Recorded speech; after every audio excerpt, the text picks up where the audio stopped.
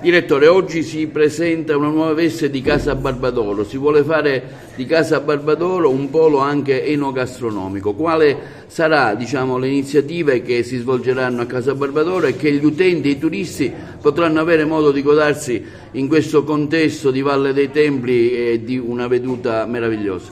Sì, certo, è un'evoluzione dell'apertura che già abbiamo fatto quest'estate. Innanzitutto si chiamerà Casa Diodoros, non più Casa Barbadoro, perché porta il nome del progetto di rivalutazione e protezione e valorizzazione del paesaggio.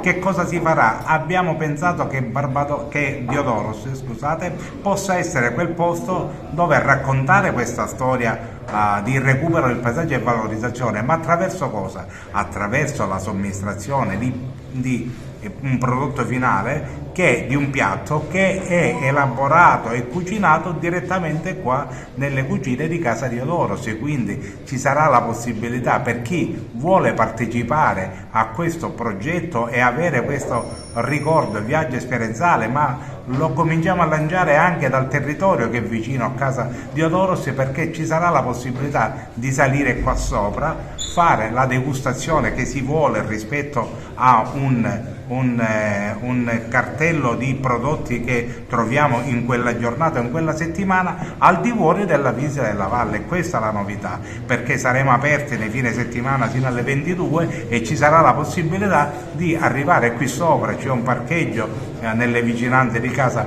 Diodoros e quindi si potrà degustare in tranquillità e gustare questo progetto culturale. Quali saranno le prelibatezze che potranno gustare i visitatori? Beh, a partire da quello che produciamo con i prodotti di Diodoros, per esempio dalle ultime arrivate, ma non meno importanti, le nostre farine, il nostro olio, il nostro miele, i nostri prodotti del paniere di Diodoros, e quindi la nostra cucina che è stata organizzata per avere anche la possibilità di ospitare in un numero di 15 visitatori e assistere alla preparazione, ma si prepareranno il cibo, si preparerà con i prodotti della terra di Diodoros.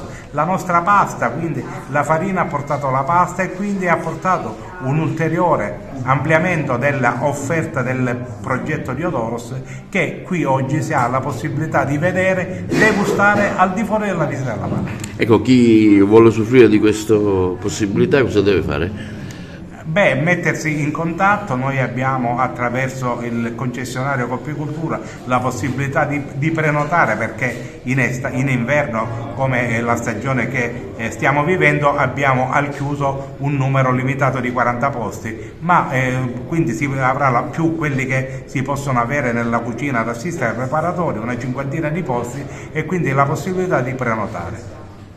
Fabio Gulotto è il coordinatore delle attività di Diodoros. Oggi Diodoros si presenta con una nuova veste. Ecco, quanto è importante e cosa offrite anche ai visitatori che hanno la possibilità di venire qui a Diodoros? Allora, l'amministrazione ha ben pensato e deciso di aprire all'esterno, non solo ai visitatori che accedono dalla valle.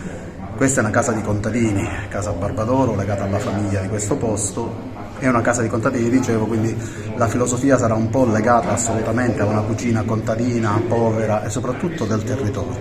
Saranno gli attori principali gli ingredienti del progetto Diodoros, quindi l'olio, i capperi, il miele, cucina semplice con un format molto banale per certi versi ma incisivo, e soprattutto un prezzo fisso, abbordabile per tutti e che nei prossimi giorni si aprirà al pubblico della città.